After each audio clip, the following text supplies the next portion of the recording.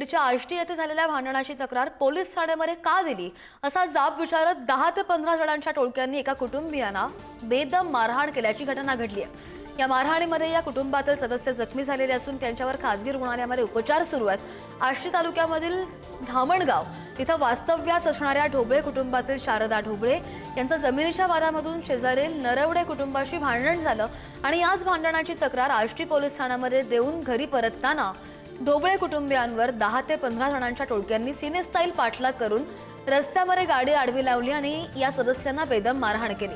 या टोळक्याकडून झालेल्या मारहाणीमध्ये शारदा ढोबळे यांच्यासह कुटुंबातील इतर सदस्य जखमी झालेले आहेत। दरम्यान या प्रकरणाची दखल घेऊन पोलीस ठाण्यामध्ये गुन्हा दाखल करण्यात आलेला असून आरोपी अजूनही पसार आहेत। बीडमधून आपण ही बातमी पाहतोय मारहाणीची। आमच्या पाठीमागं पण माणसं पाठवले होते, रुमालाने तोंड बांधलेले। पुढं पण गाडी एक मोठी भरलेली होती कार्प्यू, त्याच्यात 10-15 जण माणसं होते आणि आमच्या पोरांना हाणताना सुद्धा म्हणत होते याला गाडीत टाका म्हणून।